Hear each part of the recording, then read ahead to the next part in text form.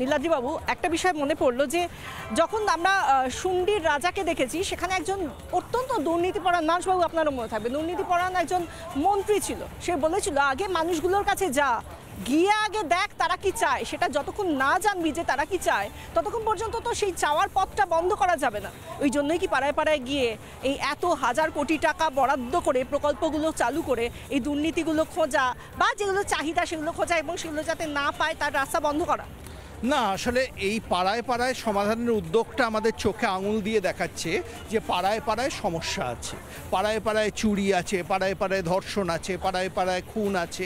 সেই জন্যই পাড়ায় পাড়ায় সমাধান দিতে হচ্ছে।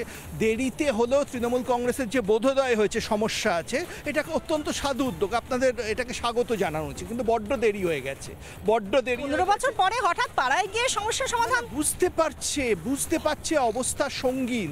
পাড়ায় পাড়ায় সমস্যা হলে পাড়ায় পাড়ায় ভরাডুবি হবে, আর পাড়ায় পাড়ায় ভরাডুবি হলে তৃণমূল টিকবে না, এটাই তারা বুঝতে। এই জায়গা থেকে মানুষবাবু আসবো, আমি জানি আপনার অনেক কিছু বলার আছে, কিন্তু এই যে এই 8,000 কোটি টাকার প্রকল্প ভোটের ঠিক আগে কি করতে পারবে, কোন সমাধান করতে পারবে, কোথা থেকে আসছে এই টাকা?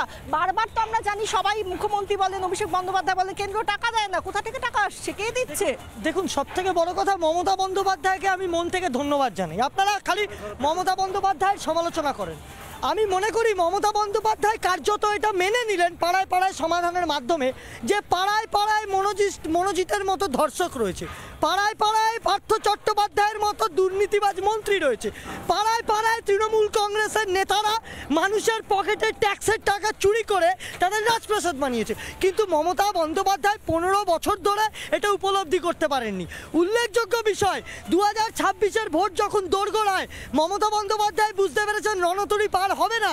সেই মোমেন্টে আইওয়াস এবং মানুষের গলায় বকলেস পরানোর জন্য পাড়ায় পাড়ায় সমাধান। পাড়ায় মনোজিতদের ধরা যাবে, পাড়ায় পাড়ায় মনোজিতদের ধরা যাবে, পাড়ায় পাড়ায় দুর্নীতিবাজ এবং যে নেতারা টাকা চুরি করেছে থেকে শুরু করে চাকরি চুরি করেছে, তারা তো পাড়ায় পাড়ায় থাকে, তাদেরকে কিভাবে ধরা? একটা জিনিস আমার বন্ধু বললেন, উনি আসলে সত্যি কথা বলতে পারেননি। ব্যাপারটা হচ্ছে যে পাড়ায় পাড়ায় ঢুকে, এর আগে আমলা, অত বড় আমলা মনোজ পান, তার নেতৃত্বে যে টাস্ক ফোর্সটা তৈরি হয়েছে, তারা পাড়ায় পাড়ায় ঢুকে সাধারণ মানুষের সঙ্গে কথা বলে, সাধারণ মানুষের যে মিনিমাম বেসিক যে ডিমান্ডটা আছে, সেটা যাতে যত তাড়াতাড়ি সম্ভব এটাকে ফুলফিল করা যায়, তার জন্যই এই প্রচেষ্টা। এটাকে এরা পারবে না বলে কটাক্ষ করছে। মানুষ কি বলছে সেটাও শোনা দরকার আছে, মানুষের কাছেও যাবো। কিন্তু তার আগে একবার আপনার কাছে আসবো, অমলেন্দু বাবুর কাছে আসবো। অমলেন্দু বাবু, এই যে প্রথমত এই টাকা কোথা থেকে আসছে, বারবার তো কেন্দ্রের বিরুদ্ধে অভিযোগ ওঠে, কেন্দ্র কোনো টাকা দেয় না, বইমাত্রেও সুলভ আচরণ করা হয় রাজ্যের সঙ্গে। তাহলে টাকাটা কোথা থেকে আসছে, কে দিচ্ছে? কোন রকম ক্রাউড ফান্ডিং হয়েছে বলে শুনেছেন? টাকাটা আসছে তৃণমূলের ঘুরপথে সরকারি টাকাকে তাদের নেতাদের হাতে পৌঁছে দেওয়া। পাড়ায় পাড়ায় সমাধান করা মানে কি? পাড়ায় পাড়ায় পঞ্চায়েত স্তরে আমাদের পরিষেবা দেওয়ার 30 স্তর পঞ্চায়েতের সিস্টেমে আছে। তা সত্ত্বেও আজকে 15 বছর সরকার চালানোর পরে তারা 30 স্তর পঞ্চায়েতকে কাজে লাগাতে পারেনি, লুটতারাজ করেছে।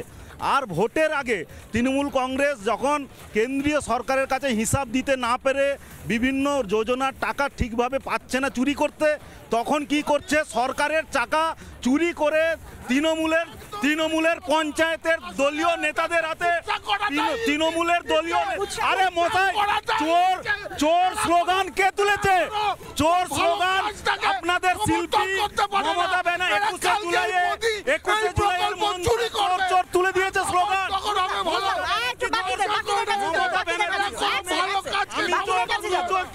নানা ধরনের কন্টেন্ট দেখার জন্য লাইক করুন, শেয়ার করুন আমাদের ফেসবুক পেজ, সাবস্ক্রাইব করুন আমাদের ইউটিউব চ্যানেল।